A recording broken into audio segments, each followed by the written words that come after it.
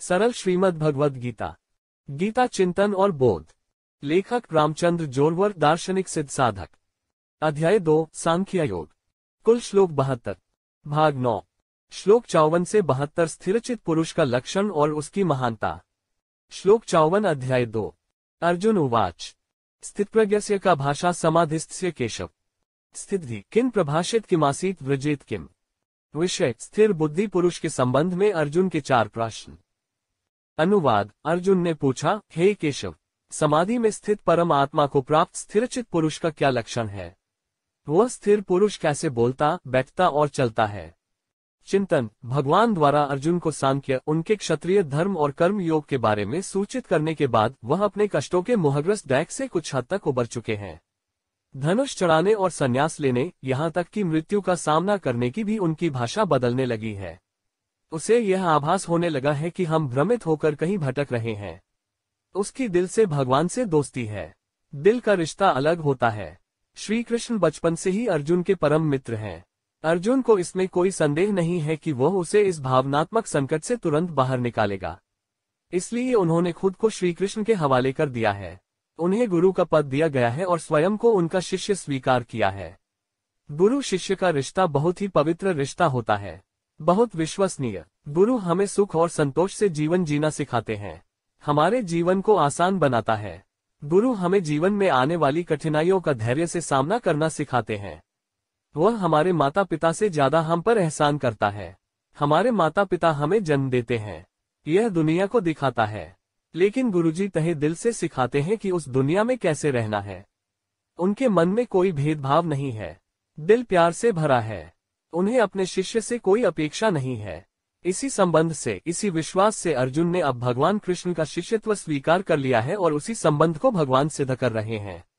वे बिना कुछ रोके अर्जुन को उपदेश दे रहे हैं। उनकी सलाह का अर्जुन पर अच्छा असर हो रहा है। प्रभु के इस उपदेश को सुनकर अर्जुन एक सीढ़ी ऊपर चढ़ गया। उन्होंने यहाँ भगवान से अपने मन में उठी शंका के बारे में पूछा है। जैसे ही भगवंत ने ईश्वर का विषय उठाया, उन्होंने ईश्वर के बारे में जानना चाहा और एक स्थिरचित व्यक्ति के लक्षण क्या हैं जो उसे जानते हैं। अर्जुन भगवान से पूछते हैं, हे केशव, समाधि में स्थित परम आत्मा को प्राप्त स्थिरचित पुरुष का क्या लक्षण है। वह स्थिरचित मनुष्य कैसे बात करता है, कैसे बैठता है और कैसे चलता है। मनुष्य के जीवन में आचरण, वाणी, बैठना और चलना बहुत महत्वपूर्ण है। कोई भी व्यक्ति पहली नजर में जान सकता है कि उसने अपने व्यवहार से किस तरह की संस्कृति अपने जीवन में अर्जित की है। इसलिए अर्जुन अपना संदेह दूर करने के लिए भगवान से 4 प्रश्न पूछ रहे हैं। बोध। मनुष्य का शाश्वत जीवन एक स्थायी पाठशाला है। हम कितना भी सीख लें, हम एक जन्म में जीवन का पूरा ज्ञान कभी प्राप्त नहीं कर सकते। इसलिए हमें जीवन भर कुछ न कुछ सीखते रहना चाहिए। इस दुनिया में सीखने के लिए बहुत कुछ है। हम हमेशा किसी से कुछ अच्छा या बुरा सीखते हैं। इसलिए हमें जीवन भर सभी जगहों से ज्ञान प्राप्त करते रहना चाहिए, बिना यह सोचे कि कौन छोटा है और कौन बड़ा। जो संसार के सामने अपनी जिज्ञासा प्रकट करने में संकोच नहीं करते, वे शीघ्र ही ज्ञान प्राप्त कर लेते हैं। वे औरों से अधिक बुद्धिमान, ज्ञानी बनते हैं। श्लोक 55। अध्याय 2। श्री भगवान उवाच। प्रजहाति यदा कामान सर्वान् पार्थ मनोक्तान् आत्मनिवात्मना तुष्ट स्थित प्रज्ञस्तदुच्यते। विषय समाधि में स्थित स्थिरचित पुरुष का लक्षण। अनुवाद। श्री भगवान ने कहा, हे अर्जुन, जिस समय यह पुरुष मन की समस्त कामनाओं को पूर्णतया त्याग देता है और आत्मा के स्थान पर आत्मा में ही संतुष्ट रहता है, उसे स्थितप्रज्ञ कहा जाता है। चिंतन। इच्छाओं का संबंध शरीर से होता है। दिमाग लगातार शरीर के लिए काम कर रहा है। शरीर इंद्रियों द्वारा नियंत्रित होता है। इंद्रियां लगातार तरस रही हैं, भूख है। एक बार उनकी लालसा कभी तृप्त नहीं होती। कुछ समय बाद उन्हें फिर से लालसा होने लगती है। तब शरीर उसे महसूस करता है। शरीर मन को आदेश देता है और मन फिर उन इच्छाओं का पालन करता है। जब पेट को भूख लगती है तो मन भोजन के बारे में सोचने लगता है। भोजन पाने के लिए संघर्ष करना, ताकत, दौलत, शोहरत सब इंसान ने अपने शरीर की जरूरतों के लिए बनाई है। हम उन्हें भावनात्मक रूप से महसूस करते हैं, लेकिन सारा खेल तो शरीर का है। यह सब सुख भोगने का उनका खेल है। इस ग्रह पर मनुष्य ही एकमात्र ऐसा प्राणी है जो लगातार संग्रह करने के कार्य में लगा हुआ है। एक चीज मिलने के बाद वह फौरन दूसरी चीज के पीछे लग जाता है, तो वह कभी संतुष्ट नहीं होता। आनंद उसका स्वभाव है। जब तक शरीर है तब तक सुख है। उन सुखों का प्रतिबिंब उसकी इच्छाओं और अपेक्षाओं में परिलक्षित होता है। यदि आप पैदा हुए हैं तो क्यों जीते हैं, वह भ्रमित हो जाता है। उसे सुखों और इच्छाओं में आनंद की अनुभूति होने लगती है। लेकिन सभी सुख, सभी इच्छाएं अस्थायी हैं। वे शाश्वत सुख, शाश्वत संतोष की इच्छा पूरी नहीं करते। आत्मा के स्थान पर शाश्वत सुख, संतोष मिलता है। आत्मा और शरीर के भिन्न होने का बोध होने का अर्थ है कि मन की दिशा बदली जा सकती है। दैहिक सुखों में डूबा मन जब इन वासनाओं से मुक्त हुआ तो आत्मा को देखने को लालायित हुआ। मन शरीर और आत्मा के बीच की कड़ी है। जब मन शरीर का काम करते करते थक जाता है तो वह आत्मा की ओर मुड़ जाता है। आत्मा को इस शरीर की इच्छाओं में रत्ती भर भी रुचि नहीं है, तो इसका मन से कोई लेना देना नहीं है। वे समर्पित मन को शांत रहने की सलाह देते हैं। वह मन को सलाह देते हैं कि जब तक शरीर मौजूद है तब तक वह सेवा करे, लेकिन जल्दबाजी न करे और उसे वापस शरीर की सेवा में भेज देता है। तब उस मन में सभी इच्छाएं केवल एक कर्तव्य बनकर रह जाती हैं, शरीर की देखभाल के लिए। तब मनुष्य के पेट में भूख भी हो तो भी उसे भोजन की लालसा नहीं होगी। जुनून के साथ कोई मिलन नहीं होगा। सत्ता, धन, संग्रह की अपेक्षाएं खत्म हो गई हैं। इसकी क्षणभंगुरता देखी जाती है। वह यह महसूस करने में विफल रहा है कि जो उसका आज है वह उसका कल नहीं होगा। शरीर भी तो क्या और क्यों और किसके लिए यह सब प्रयास करते हैं, उनका एक अलग सवाल है। जीने की उलझनें मिट जाती हैं। यह सिद्ध कर दिया कि शरीर नश्वर है और आत्मा शाश्वत है। तब वह आत्मा में उतरता है। उसका पता चलेगा। उसमें वह आनंदित होता है और वहीं संतुष्ट रहता है। शांत, संतुष्ट बोध। जब तक शरीर है तब तक आवश्यकताएं हैं, यानी कामनाएं होती हैं, लेकिन इसके लिए भागते रहना मूर्खता है। जैसे जैसे संसार चलता है, भेड़ की तरह उसके पीछे दौड़ते भागते थक जाने से बढ़कर और कोई मूर्खता नहीं है। जीवन संतोषपूर्वक जीने के लिए है, भागने के लिए नहीं। आपको यह भी पता होना चाहिए कि आपको जो कुछ भी मिलता है, आपको यहाँ से जाना होगा। तो यह संघर्ष नहीं होगा।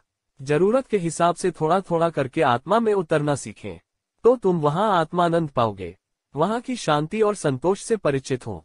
इसका अर्थ है कि आप स्वत की संघर्ष और प्रतिस्पर्धा से मुक्त हो जाएंगे और आपका जन्म सार्थक होगा। कोशिश करूंगा तो योगी बनकर भी जी सकूंगा।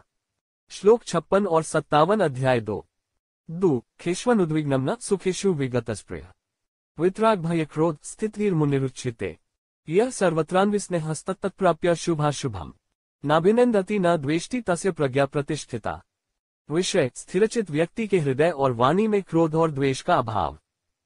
अनुवाद: दुःखदायक अवसरों पर जिसका मन शोक नहीं करता, सुखों की प्राप्ति की जिसमें तनिक भी इच्छा नहीं होती और जिसका प्रेम, भय और क्रोध नष्ट हो गया है, वह दृढ़ प्रज्ञा वाला मुनि कहा जाता है।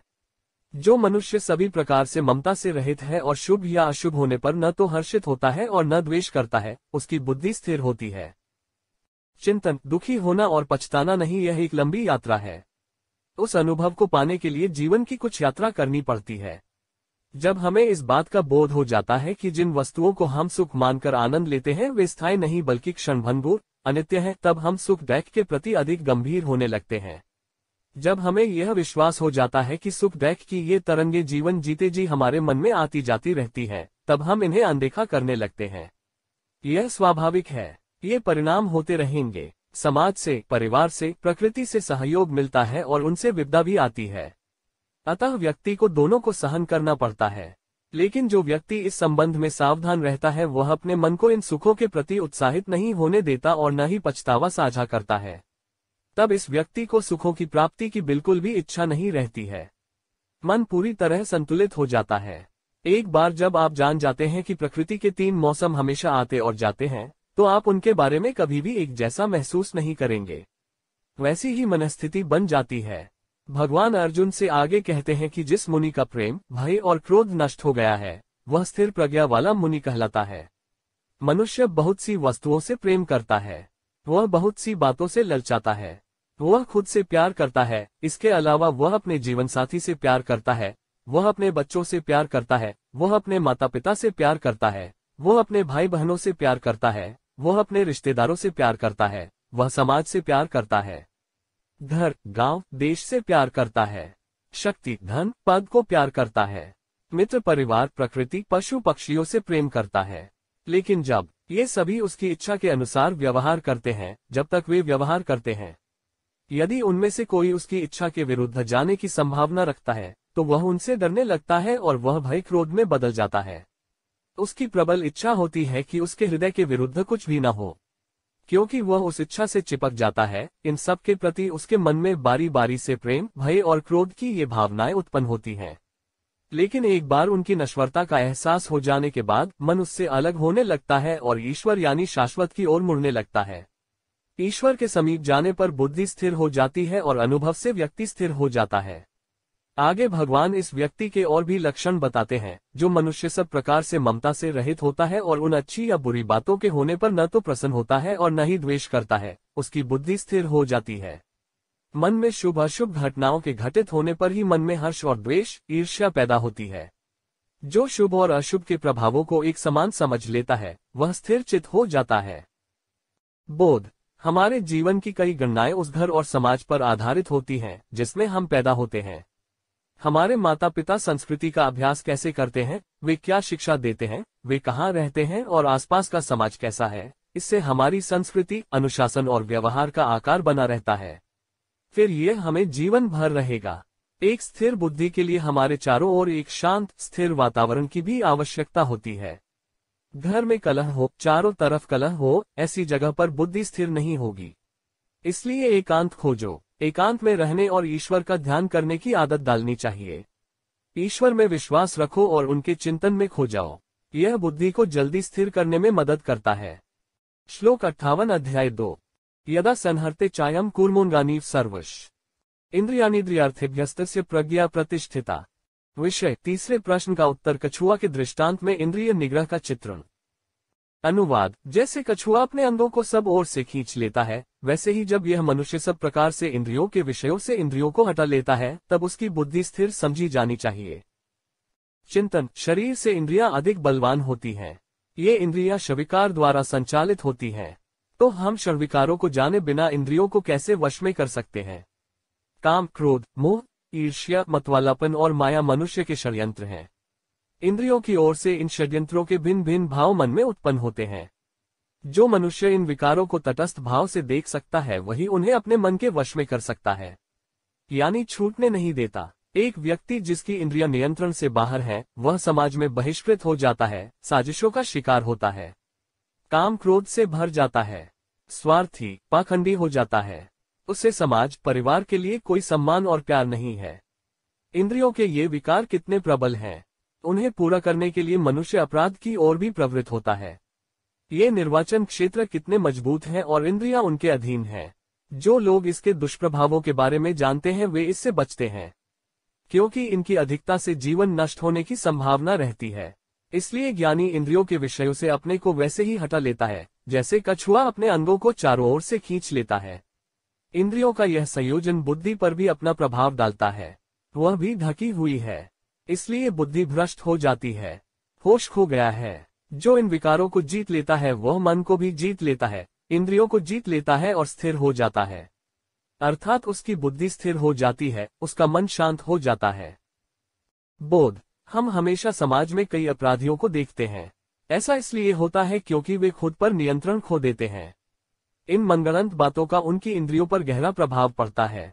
तब वे होश चले जाते हैं, बुद्धि भ्रष्ट कर देते हैं, मन विक्षिप्त हो जाता है। वे बलात्कार, हत्या, भ्रष्टाचार, चोरी, डकैती जैसे गंभीर अपराधों को अंजाम देते हैं। इसलिए जो लोग इन विकारों से अपनी रक्षा करते हैं वे समाज में सम्मानित जीवन व्यतीत करते हैं। क्षणिक भावनाओं के विकार पर काबू पाने में मानवता और कौशल है। एक बार जब हम भटकते हुए मन को अध्यात्म की रस्सी से थामना सीख जाते हैं तो हम स्वतः ही उसके अभ्यस्त हो जाते हैं। यदि आपके मन में कोई समस्या आती है तो आपको उस भगवान के मंदिर में जाना चाहिए जिस पर आप विश्वास करते हैं और वहां भगवान को समर्पण करना चाहिए। वहां जाते ही मानसिक विकारों के भूत भाग जाते हैं। जब कोई भगवान की याद में खो जाता है तो मन शुद्ध और पवित्र हो जाता है। तब ये इंद्रियों के विकार हमें झुका नहीं सकते। श्लोक 59 अध्याय 2। विषया विनिवर्तन्ते निराहारस्य देहेन रसवर्जम रसोप्यस्य पर दृष्ट्वा निवर्ते। विषय। भोगों के हठ त्याग से भी आसक्ति किस प्रकार नष्ट नहीं होती, इसका वर्णन केवल भगवान के दर्शन करने से ही नष्ट हो जाता है। अनुवाद। जो पुरुष इंद्रियों से विषयों का सेवन नहीं करता वह भी न केवल विषयों से छूट जाता है अपितु उनमें उसकी रुचि भी नहीं मिटती। स्थितप्रज्ञ पुरुष की भी आसक्ति परमात्मा के साक्षात्कार से मिट जाती है। चिंतन, बलपूर्वक कोई कार्य करने जाएंगे तो उस कार्य में सफलता नहीं मिलेगी।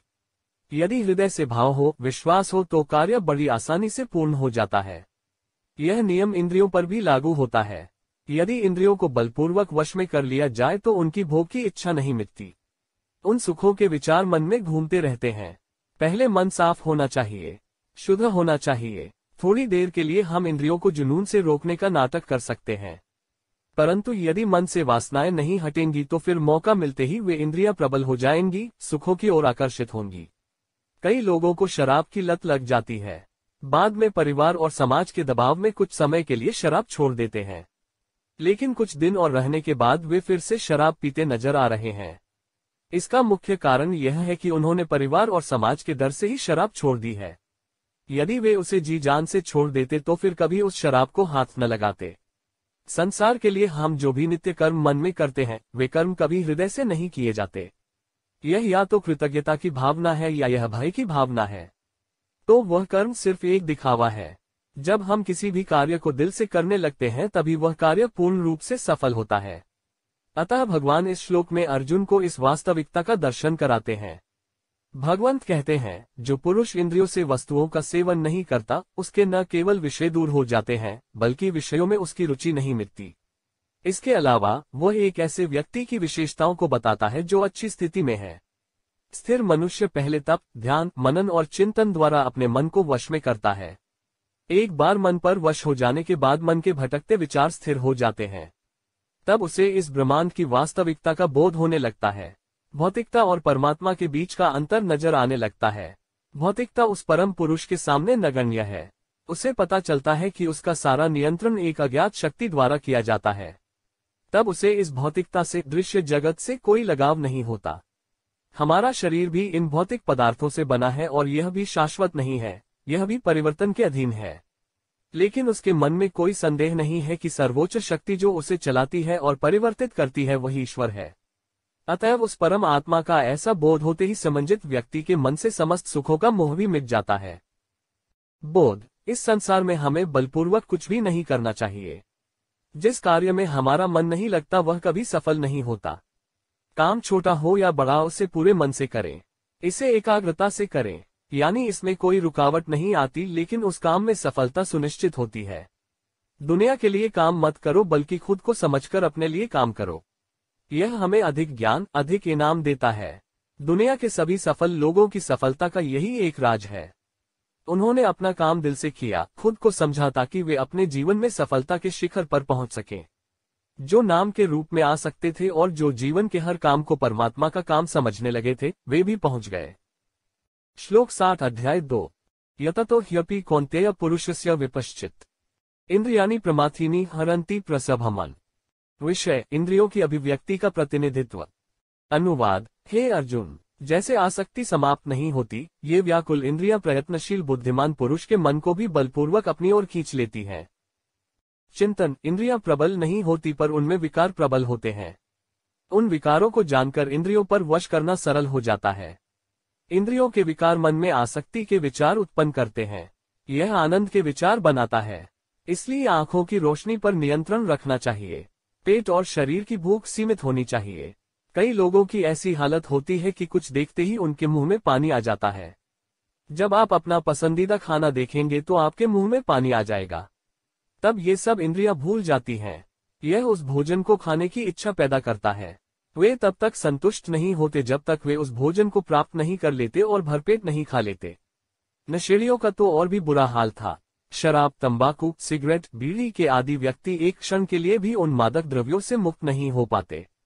यद्यपि हम जानते हैं कि हम इन पदार्थों को सहन नहीं कर सकते, वे हमारे शरीर को हानि पहुंचाते हैं, वे हमारे जीवन को छोटा करते हैं, वे उन व्यसनों को दूरी नहीं देते।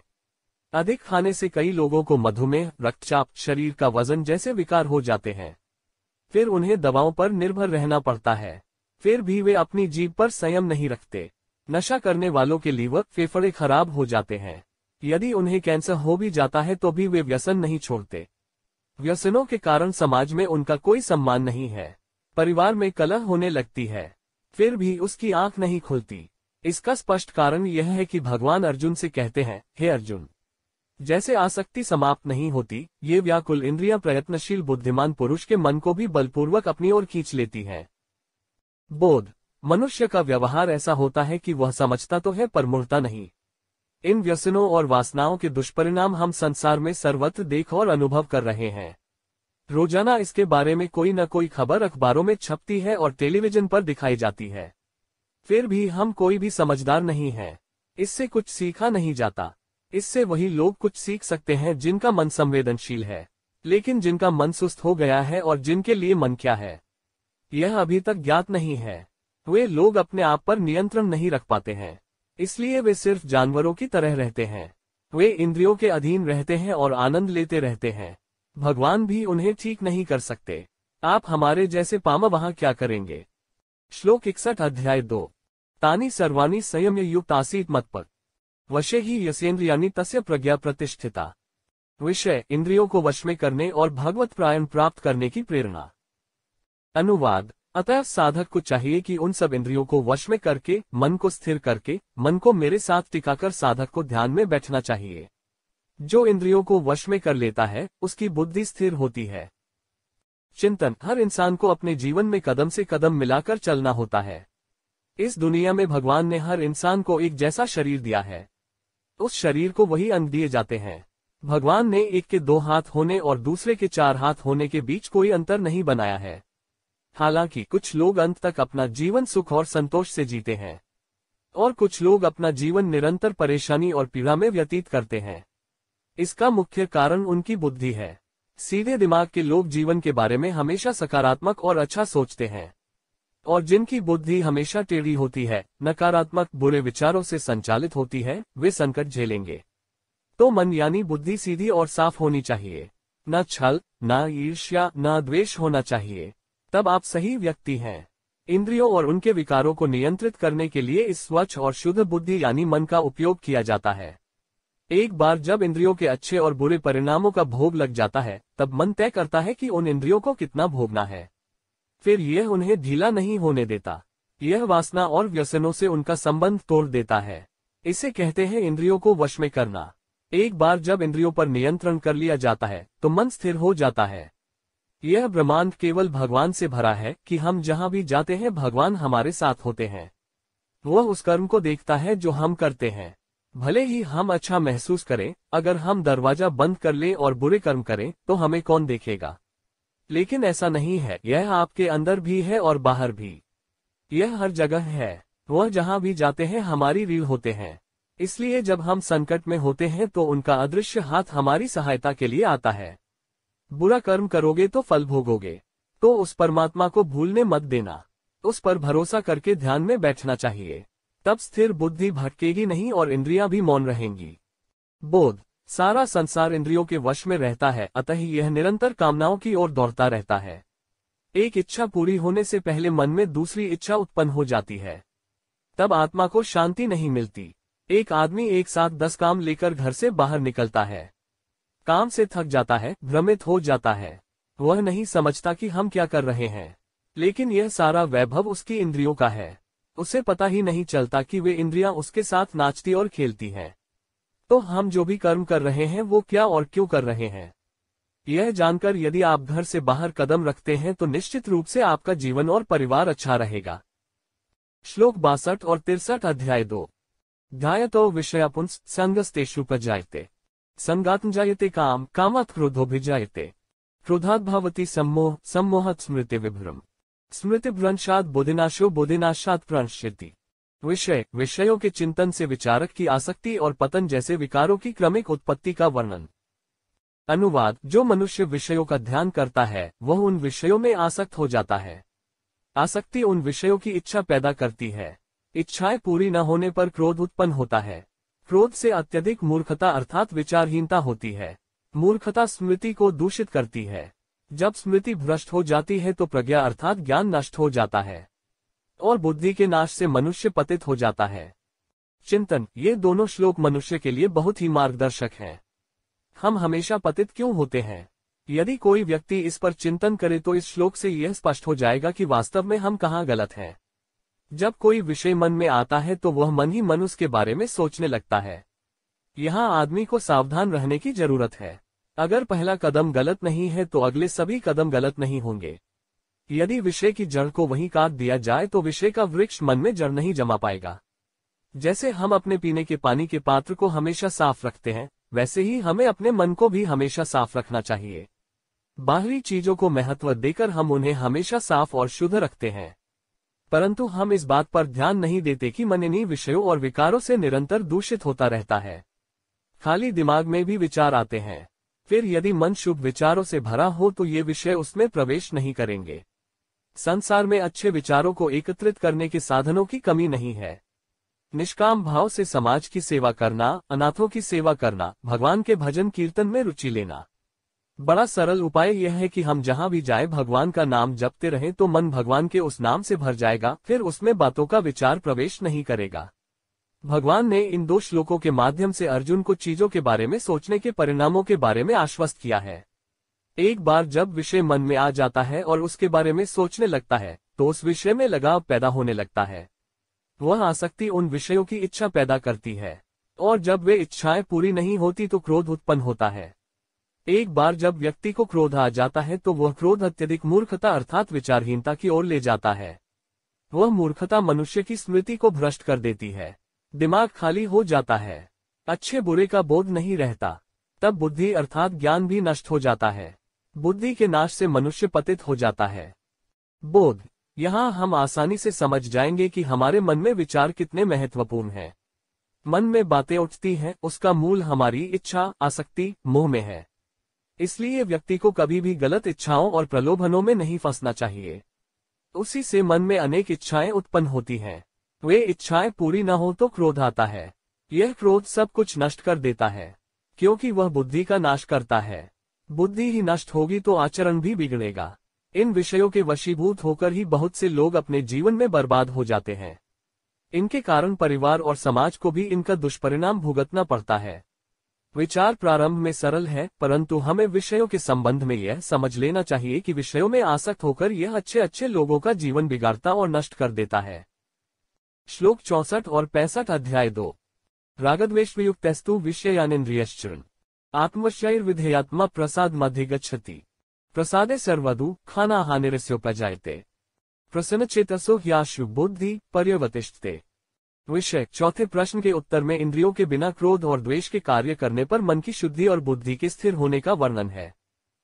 अनुवाद, किंतु हृदय को वश में करने वाला साधक क्रोध और द्वेष से रहित अपनी संयमित इंद्रियों से वस्तुओं का भोग करते हुए भी हृदय के सुख को प्राप्त करता है। मन के प्रसन्न होने से उसके सारे दैख मिट जाते हैं, और मन से प्रसन्न होने वाले कर्ता का मन तुरंत सभी चीजों से निवृत्त हो जाता है और एक परमात्मा में पूरी तरह से स्थिर हो जाता है। चिंतन, सुख ही मनुष्य की सच्ची पूंजी है। हम अपने पूरे जीवन में जो कुछ भी संघर्ष करते हैं, कोशिश करते हैं, कब्जा करते हैं, वह सब हमारे मन को खुश करने के लिए है। इसलिए हम सुख पाने के लिए अनेक अनुमान, अनेक विचार प्रयोग करते हैं। सभी भविष्यवाणियां, विचार बिल्कुल वैसा नहीं हो सकता जैसा आप चाहते हैं। जो सत्य होता है वह हमें सुख देता है और जो असत्य होता है वह हमें दुख देता है। लेकिन जिस साधक ने अपने हृदय को अपने वश में कर लिया है, अपने मन को अपने वश में कर लिया है, उसकी आशाएं और अपेक्षाएं सीमित हो जाती हैं। वह हताश अनुमानों, कल्पनाओं, विचारों के जाल में नहीं फंसता। प्राण के साथ साथ शरीर दिया है और ईश्वर ने शरीर के कार्यों के संचालन के लिए इंद्रियां भी दी हैं। अतः साधक भले ही इंद्रियों के विषयों और मन को वश में रखता हो, फिर भी उसे अपनी सीमा में रहकर शरीर को वश में करने के लिए इंद्रियों के कार्यों में संलग्न रहना पड़ता है। उसे भी नहीं चलाया तो जीवन समाप्त हो जाएगा, शरीर छोड़ना होगा। तब इस मानव जीवन को देने वाले परमेश्वर का उद्देश्य विफल हो जाता है। ईश्वर मानव शरीर के माध्यम से सभी चीजों का अनुभव करना चाहता है। हम तो बस एक बहाना है। सब कर्म भगवान के लिए करने हैं। साधक को इसका ज्ञान होता है, इसलिए वही ईश्वर की इच्छा में बाधा नहीं बनना चाहता। नहीं तो साधक आत्महत्या कर लेता, इससे नश्वर जीवन समाप्त हो जाता। लेकिन ज्ञान प्राप्त करने के बाद वह जो काम करता है वह केवल ईश्वर की समझ है। फिर मैं अपने मन में क्रोध और घृणा को कैसे रहने दूं? उस साधक का मन भक्ति से पवित्र हो गया, इसे शुद्ध किया गया है। इसलिए वह जीवन को चलाने के लिए, शरीर को चलाने के लिए जो कुछ भी करता है, वह शरीर की इंद्रियों के लिए चीजों का आनंद लेता है, लेकिन उससे पछतावा और दुख स्वीकार नहीं करता है। यह केवल उसे खुश करता है, क्योंकि वह सब सुख मर्यादा में रहकर प्रभु के बनाए नियमों में रहकर ही प्राप्त होता है। उसके द्वारा हमारी सभी मर्यादाओं का कड़ाई से पालन किया जाता है। चंद्रमा, सूर्य, पृथ्वी अपनी कक्षा न छोड़े, सीमा न छोड़े। मनुष्य जब अपने घेरे में रहने लगता है तो उसे सुख की प्राप्ति होने लगती है। जब आप कमरे से बाहर निकलते हैं तो दुख और समस्याएं आती हैं। इस अर्थ में भगवान अर्जुन के संदेह को दूर करते हैं। ईश्वर की प्राप्ति ही जीवन का परम लक्ष्य है। इसलिए सारे भ्रमों को त्याग कर कर्तव्यानुसार जीवन को जारी रखने पर जीवन में सुख आने लगता है। वह सुख तुरंत ही कर्ता की बुद्धि और मन को परमात्मा में स्थिर कर देता है।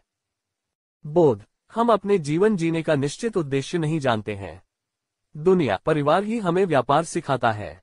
यहाँ तो सिर्फ पेट भरने और मौज मस्ती करने के लिए शिक्षा मिलती है, लेकिन यह शाश्वत सुख, संतोष, सुख नहीं देता।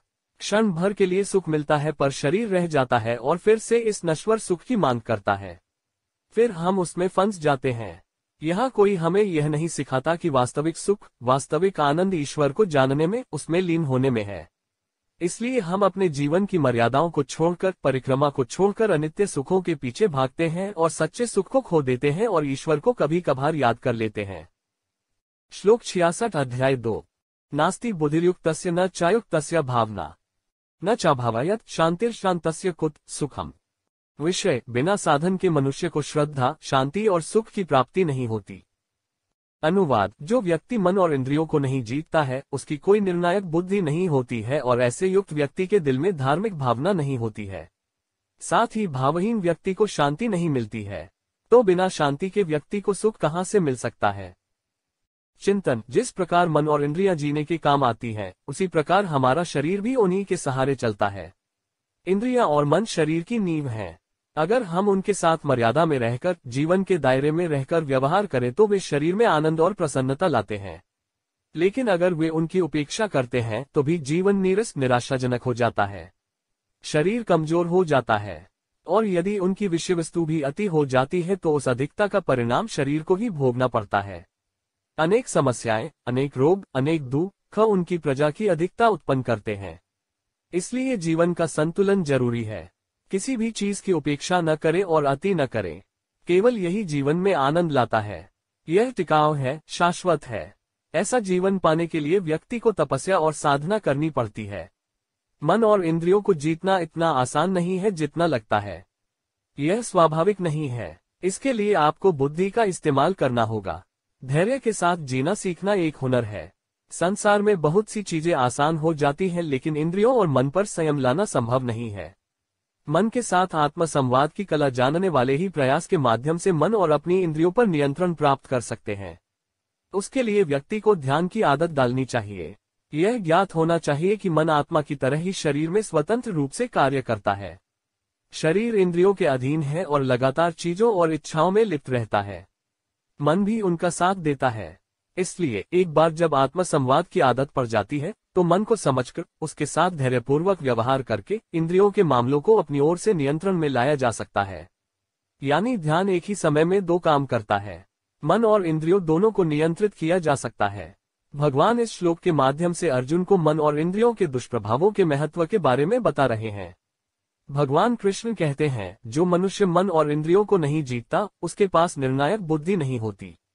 क्योंकि यदि मन इंद्रियों के विषयों में, विषयों के विचारों में अटका रहेगा तो बुद्धि उन्हीं विचारों से ढकी रहेगी। कोई अन्य उपयोगी विचार नहीं होगा। भगवान आगे कहते हैं, और ऐसे युक्त पुरुष के हृदय में धार्मिक भावना भी नहीं होती। काम वासना में डूबे रहने वाले, मौज मस्ती में लिप्त रहने वाले लोग शरीर को महत्व देते हैं। हम उन्हें नास्तिक कहते हैं क्योंकि वे ईश्वर में विश्वास नहीं करते। आस्तिक होने के लिए एक अदृश्य ईश्वर के अस्तित्व को स्वीकार करना होगा। इसे अनुभव करना होता है। जिसका मन और इंद्रियां चंचल हैं, वह इस समीपस्थ परमात्मा को कैसे अनुभव कर सकता है? तो वे नास्तिक हैं। ऐसे चंचल और भावहीन व्यक्ति को शांति कैसे मिल सकती है? अगर उन्हें शांति नहीं है तो उन्हें खुशी कहाँ से मिलेगी? बोध, समाज में हम हमेशा इन दो प्रकार के लोगों को देखते हैं, एक आस्तिक और दूसरा नास्तिक। आस्तिक ईश्वर के अस्तित्व को स्वीकार करते हैं, नास्तिक ईश्वर के अस्तित्व को स्वीकार नहीं करता। मनुष्य का जीवन जब तक व्यर्थ चलता है तब तक वही ईश्वर के भरोसे नहीं रहता। लेकिन जब जीवन में मुश्किलें आती हैं तो वह लाख कोशिशों के बावजूद अपने काम में उलझा रहता है। वह नहीं जानता कि लाख कोशिशों के बाद भी उसे सफलता क्यों नहीं मिलती। कौन सी ताकत है जो हमारे प्रयत्नों का भी विरोध करती है? सफलता नहीं मिलती, हम उसे भगवान कहते हैं, क्योंकि आप अपने जीवन में जो कुछ भी करते हैं वह उसकी इच्छा से होता है। वृक्ष के पत्ते उसकी शक्ति से हिलते हैं। गर्व, बल और अहंकार से किए गए किसी भी कार्य में सफल न होने का यही कारण है, चाहे आप उसे पूरे मन से कितना भी कर लें। हमारा जन्म भी उसी की मर्जी है और हम मैं करता हूं के अहंकार में बैठे रहते हैं। तब मन के विरुद्ध ही घटना घटेगी। श्लोक 67 अध्याय 2। इंद्रियाणा ही चरता यन्मनोनु विधीयते तदस्य हरति प्रज्ञा वायुर्नावमिवांसी। विषय, नाव का दृष्टांत असंबद्ध इंद्रियों द्वारा बुद्धि के व्याकुलता का वर्णन करता है। अनुवाद, जैसे पानी पर चलने वाली नाव को हवा ले जाती है, वैसे ही विषयों में चलने वाली इंद्रियों के बीच जिसके साथ मन रहता है, एक ही इंद्रिय युक्त पुरुष की बुद्धि को हर लेती है। चिंतन, शरीर 5 इंद्रियों अर्थात आंख, कान, नाक, जीभ और त्वचा से संपन्न है। इन पांचों इंद्रियों के अपने अलग अलग 5 कर्म या 5 विषय हैं। मन उन 5 कर्मों या 5 विषयों को नियंत्रित करता है। इंद्रियों में भाव बनते ही मन एक ही बात सोचने लगता है। दिमाग एक साथ बहुत सी बातें नहीं सोच सकता। मन क्रिया या विषय के साथ जाता है जो प्रमुख भावना है। आंखें दुनिया को देखने का काम करती हैं। हमारी बुद्धि तय करती है कि क्या अच्छा है और क्या बुरा। जैसे जैसे बुद्धि का विकास होता है, वैसे वैसे मन और इंद्रियों का बोध भी विकसित होता है। कान सुनने का काम करते हैं, फिर भी बुद्धि जो विचार सुनती है उसमें से जो अच्छा है उसे लेने और जो बुरा है उसे दूर करने का काम बुद्धि करती है। श्वास नाक से होती है। यह जीवनदायिनी है, हमें प्राणवायु प्रदान करने का कार्य प्रतिक्षण करता है।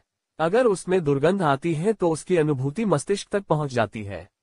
दिमाग उस सांस को खारिज कर देता है। जहरीली गैसों, धुएं, धूल से बचाव के लिए दिमाग नाक को आदेश देता है। जीभ पाचन तंत्र के रूप में कार्य करती है। शरीर के विकास के लिए प्राकृतिक पदार्थों से जो रस प्राप्त करना चाहिए उसका स्वाद जीभ को पता चल जाता है। वह संदेश जीभ द्वारा मस्तिष्क तक पहुंचाया जाता है। तब खाने पीने में हमारा स्वाद तय हो जाता है। त्वचा स्पर्श का बोध कराती है।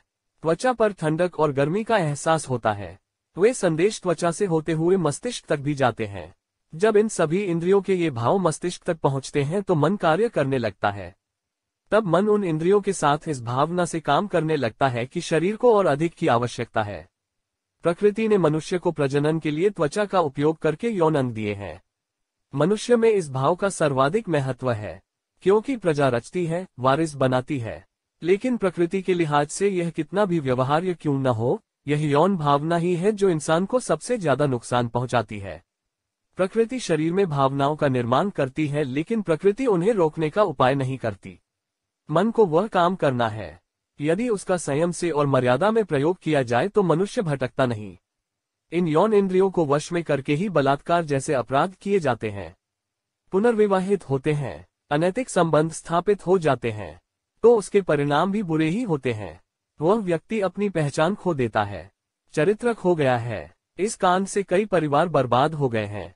इसका सबसे बुरा परिणाम मासूम बच्चों और परिवारों को भुगतना पड़ता है। सब इंद्रियां इस प्रकार भटक जाती हैं कि जैसे वायु जल में नाव चलाती है, वैसे ही विषय में इंद्रियों के साथ साथ मन भी भटक जाता है। इन 5 इंद्रियों में से कोई भी एक युक्त पुरुष की बुद्धि को हर लेती है। इंद्रियों के अधीन भटके हुए व्यक्ति को समाज बेकार पुरुष कहता है। बोध, आंख, कान, नाक, जीभ और त्वचा मनुष्य की 5 इंद्रियां हैं। हम सुख और संतोष से तभी जी सकते हैं जब हम उनका और उनकी प्रजा का धैर्य के साथ उपयोग करें। लेकिन अगर इनमें से एक भी इंद्रिय अनियंत्रित हो जाए तो जीवन बर्बाद हो जाता है। आजकल लोग कामुकता की अति कर रहे हैं, छोटे बच्चे भी इन अश्लीलताओं में शामिल हो रहे हैं। इसलिए सक्षम जीवन जीने से पहले ही वे बर्बाद हो जाते हैं। इंटरनेट के जादू ने अनगिनत युवक युवतियों का जीवन बर्बाद कर दिया है। हर माता पिता को व्यक्तिगत ध्यान देकर इन बच्चों में अच्छे संस्कार डालने चाहिए। यदि संभव हो तो ही हमें बच्चे पैदा करने चाहिए, अन्यथा विज्ञान के सहारे हमें अपनी जाति का अंत स्वयं ही करना चाहिए। यह विकल्प उनके जीवन काल में कष्ट उठाने से कहीं बेहतर और पुण्यदायी है। उन्हें यह नहीं भूलना चाहिए कि उनकी यातना वास्तव में ईश्वर की यातना है। श्लोक 68 अध्याय 2।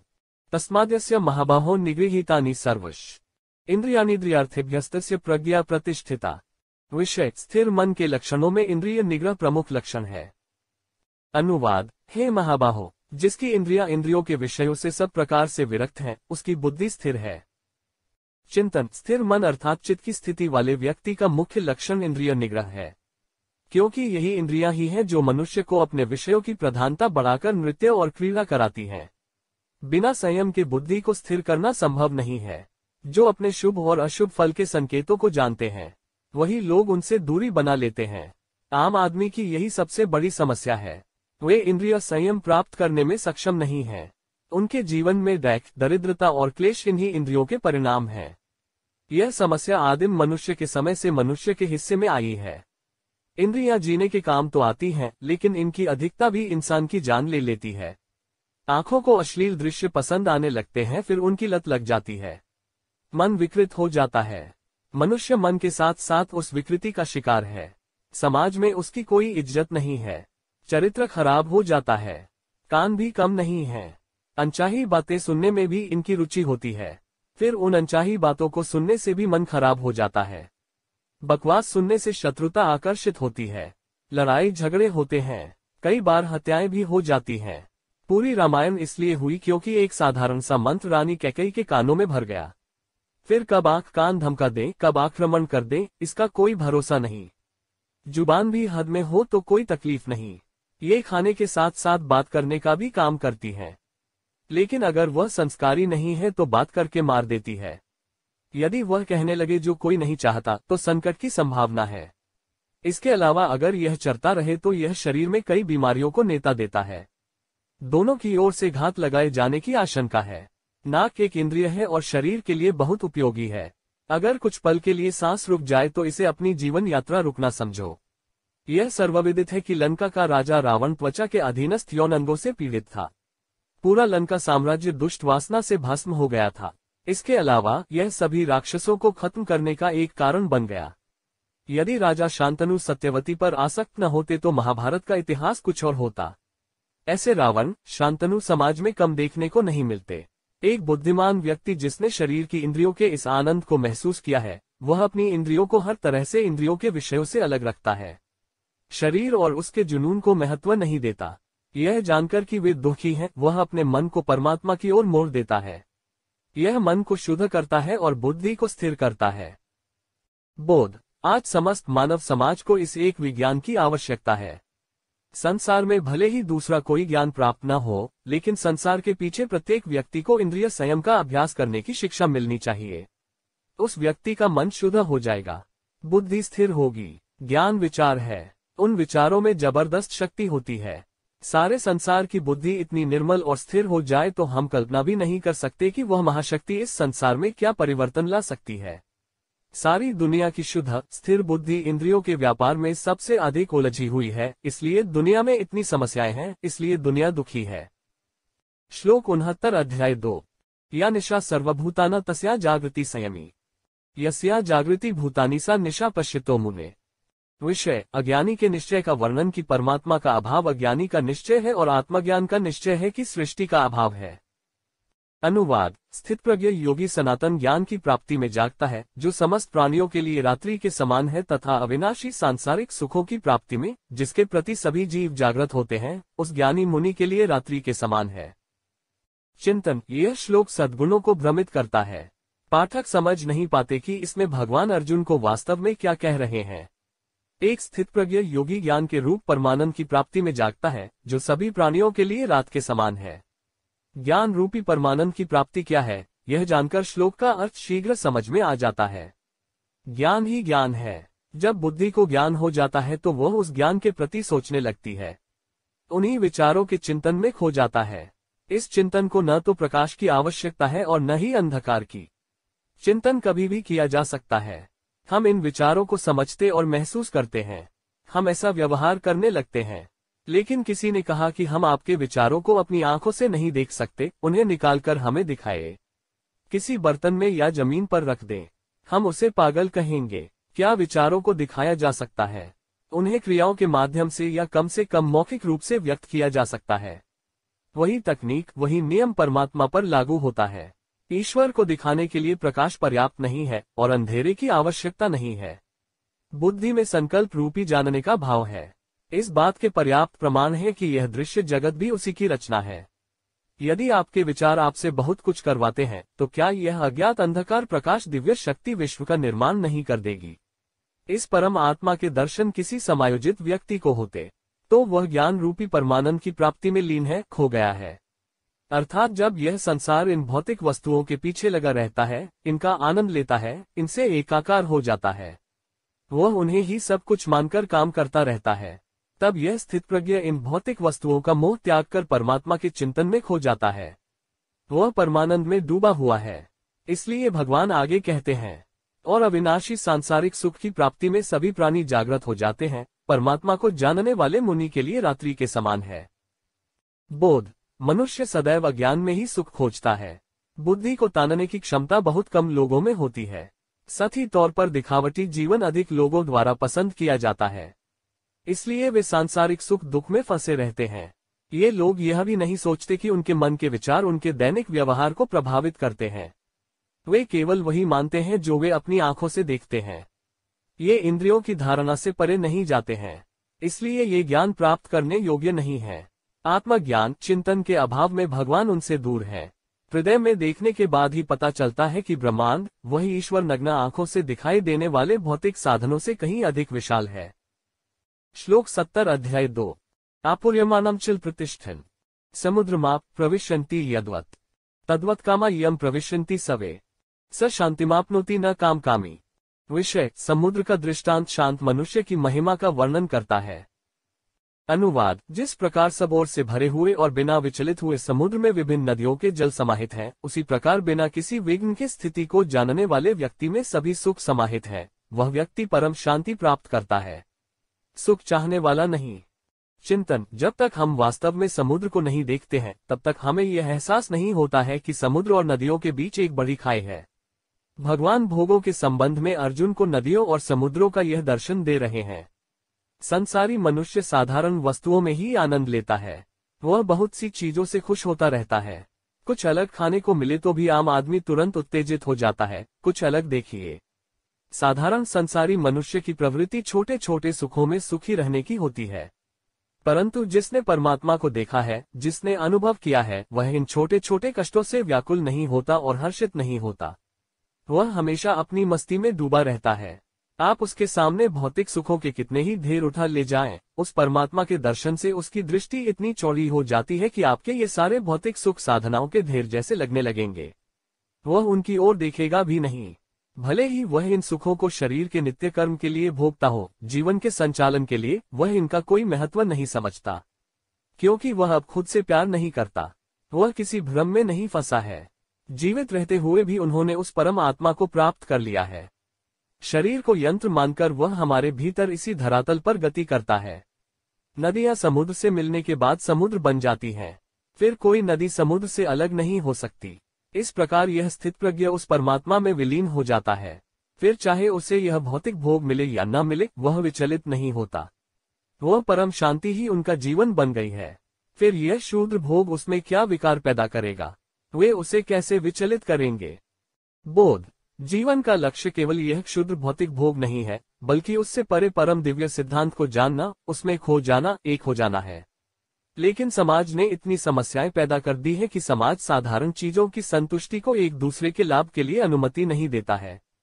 सब कुछ लेन देन से देखा जाता है, इसलिए हमें ऐसी महत्वपूर्ण बातों पर ध्यान देने का समय नहीं मिलता है। छोटी छोटी बातों को महत्व देने के कारण मनुष्य उन्हें पाकर आनंद लेने लगा है और उसी में संतुष्ट रहने लगा है। लेकिन जब तक वह इन तुच्छ भौतिक सुख सुविधाओं की उपेक्षा नहीं करेगा, तब तक वह कभी सुखी संतुष्ट नहीं हो पाएगा। श्लोक 71 अध्याय 2। विहाय कामान्य सर्वान् पुमांश्चरति स्प्रेह निर्ममो निर्हकार स शांतिमधिगच्छति। विषय। सभी इच्छाओं, अहंकार और ममता को त्याग कर परम शांति की प्राप्ति।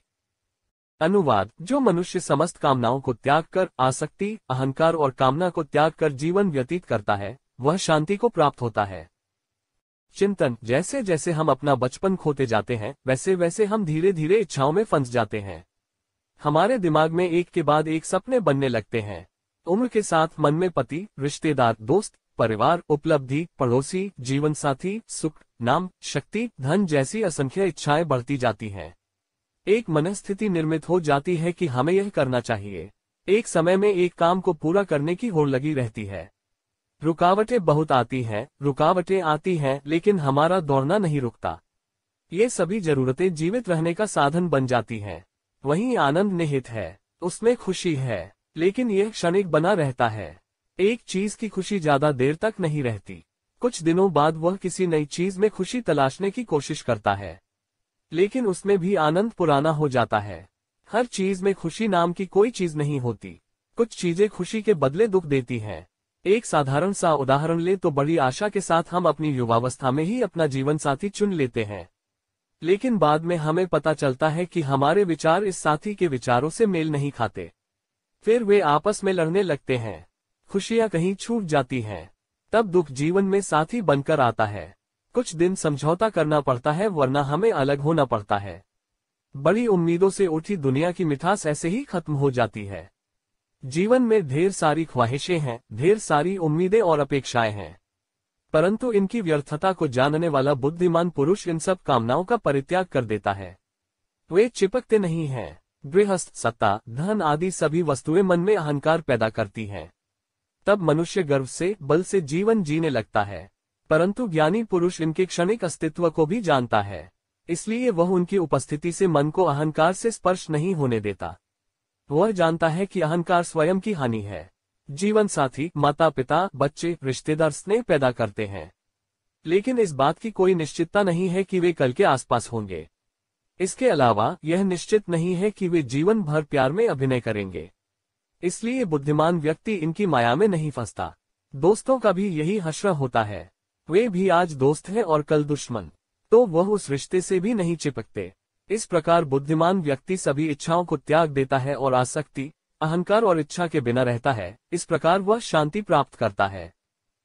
बोध, सुख, शांति, संतोष आदि अनेक वस्तुओं से प्राप्त होते हैं, लेकिन समय के साथ यह क्षणभंगुर हो जाता है। यहाँ सब कुछ या तो मिट जाता है या बदल जाता है। इसलिए मनुष्य निश्चय करके भी किसी भी वस्तु में शाश्वत सुख, शांति या संतोष प्राप्त नहीं कर पाता। यह दृश्य संसार नश्वर है। यह किसी हद तक सुख, शांति, संतोष देता है तो उतना ही दुख भी देता है। यहाँ कुछ भी हमेशा के लिए नहीं रहता। यदि ऐसा है तो एक बुद्धिमान व्यक्ति इन नश्वर वस्तुओं के मोह में कैसे फंस सकता है। इन भौतिक साधनों में जकड़े रहने से ये सुख दैख के झूले में झूलते रहते हैं, लेकिन इनकी आसक्ति छूटने से ही शाश्वत सुख, शांति, सुख और संतोष की प्राप्ति होती है। तब मार्ग बदल जाता है। यह निश्चित हो जाता है कि भोग में दुख है और त्याग में शाश्वत सुख और शांति है। श्लोक 72 अध्याय 2 अशब्राह्मी स्थिति पार्थ नैना प्राप्य विमुह्यति स्थित्वास्यामन्तकालेपि ब्रह्म निर्वाणम रक्षति। विषय ब्राह्मी पद की महिमा। अनुवाद, हे अर्जुन, ब्रह्म को प्राप्त करने वाले मनुष्य की यही स्थिति होती है। इस सिद्धि से योगी कभी आसक्त नहीं होता और अंत में भी वह ब्रह्म की इसी स्थिति में स्थित होकर ब्रह्मानंद को प्राप्त करता है। चिंतन, यह श्रीमद्भगवद गीता के दूसरे अध्याय में सांख्य योग का अंतिम श्लोक है। श्लोक संख्या 54 से 72 में स्थित प्रज्ञ व्यक्ति का वर्णन किया गया है। स्थित प्रज्ञ सुख और दुख दोनों ही अवस्थाओं में विचलित नहीं होता, वह दोनों को समान मानता है। इसके अलावा वह भौतिक साधनों की इच्छाओं के प्रति कभी आसक्त नहीं होता है। वह मोह, अहंकार, क्रोध, लोभ, अपमान की भावनाओं से मुक्त हो जाता है। उसके दिमाग पर साजिशों का असर नहीं होता। वह इंद्रियों के विषयों में भी आसक्त नहीं होता। वह उन विषयों में लिप्त नहीं होता है। चूंकि ये सभी गुण अनुभव के माध्यम से उसके पास आते हैं, वह सांसारिक चीजों से अलग हो जाता है और दिव्य स्थिति को प्राप्त करता है। अतः उसके मन में परम शांति का उदय होता है। वह हमेशा खुश, संतुष्ट और परमानंद में खोया रहता है। ऐसे समय में जब सामान्य लोग भौतिक साधनों के सुख और दुख के पीछे होते हैं, यह साधक परमात्मा के साथ जुड़ जाता है और नित्यानंद में लीन हो जाता है। वह इस दृश्यमान संसार और ईश्वर के बीच सटीक अंतर को देखता है। वह इस तथ्य से भली भांति परिचित है कि यह दृश्य जगत अनित्य और सदा परिवर्तनशील है, अर्थात यह एक अवस्था में मरता है और दूसरी स्थिति में पहुंचता है। इस अनंत ब्रह्मांड में वह परमात्मा सर्वव्यापी है और वही है जो इन दृश्य भौतिक वस्तुओं को एक अवस्था से दूसरी अवस्था में दर्शाता है। उन्होंने इस तथ्य को जान लिया है कि उनका गठन, स्थिति और लय राज्य का निर्माण कर रहे हैं। अतः वह यह अनुभव करने में असफल रहता कि उसका अपना शरीर भी शाश्वत नहीं है, वह भी इन्हीं भौतिक साधनों से बना है, अतः उसकी मृत्यु अवश्यंभावी है, अर्थात वह भी निरंतर परिवर्तनशील है। इसलिए उसे अपनी या दूसरों की मृत्यु की चिंता नहीं है। उसके लिए खेद मत करो, उसे इसका मलाल नहीं है। उस शरीर में वही परम पुरुष जो शाश्वत ब्रह्मांड से परिपूर्ण है, आत्मा के रूप में समुद्र या नदी में पानी की बूंद के रूप में प्रवेश करता है और इन दुनिया के सुख और दर्द को महसूस करता है।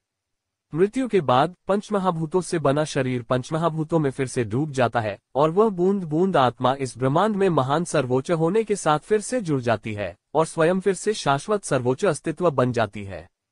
नदी के समुद्र में मिल जाने के बाद या बारिश का पानी समुद्र में गिर जाता है, समुद्र से वाष्पित होने वाला पानी फिर से समुद्र बन जाता है। भले ही हम इसे अलग से खोजने की कोशिश करें, यह नहीं मिल सकता है। इसी प्रकार यह आत्मा हमारे शरीर में उस ब्रह्म अवस्था में ब्रह्मांड की सर्वोच्च आत्मा में स्थित हो जाती है, विलीन हो जाती है और नित्य सनातन अवस्था में स्थित होकर ब्रह्मानंद को प्राप्त कर लेती है। बोध ब्रह्मज्ञान का अर्थ है इस ब्रह्मांड के वास्तविक स्वरूप को जानना। इसमें क्या शाश्वत है और क्या अनित्य है के बीच अंतर करना शामिल है। भौतिक उपकरण जो हमारी आंखों को दिखाई देते हैं, जैसे पंचमहाभूत, ग्रह, तारे, आकाशगंगा आदि सभी परिलक्षित होते हैं, यानी एक राज्य से दूसरे राज्य में उनका आना जाना लगा रहता है, तो वहां हमें मृत्यु का आभास होता है। लेकिन इस ब्रह्मांड में कुछ भी जन्म या मृत्यु नहीं है, केवल परिवर्तन है। अर्थात आंखों से दिखाई पड़ने वाले इस भौतिक जगत को अपनी भाषा में भले ही हम आशा में कहें, उसका एक कण भी न मिटता है और न बनता है। अर्थात जिस प्रकार उन्हें चलाने वाली दैवीय शक्ति परमात्मा नित्य है, उसी प्रकार ये भौतिक वस्तुएं भी नित्य हैं। केवल वे ही परिवर्तनशील है और उनके पीछे जो अज्ञात शक्ति उन्हें परिवर्तित करती है, उसे ही हम ईश्वर या परमात्मा कहते हैं। और यह भौतिक साधनों और ईश्वरीय सिद्धांत से है कि जीवन बनता है और लयबद्ध होता है। शाश्वत ब्रह्मांड की यह रचना, स्थिति और लय एक सतत प्रक्रिया है। वह सिलसिला कभी नहीं रुकता। इसे ब्रह्मज्ञान कहा जाता है और जो इसे जानता है वह ब्राह्मी की स्थिति को प्राप्त करता है और इस शाश्वत ब्रह्मांड के आनंद में हमेशा के लिए लीन रहता है। अभी तक हमने श्लोक 54 से 72 तक स्थित प्रज्ञ के लक्षणों की व्याख्या की है।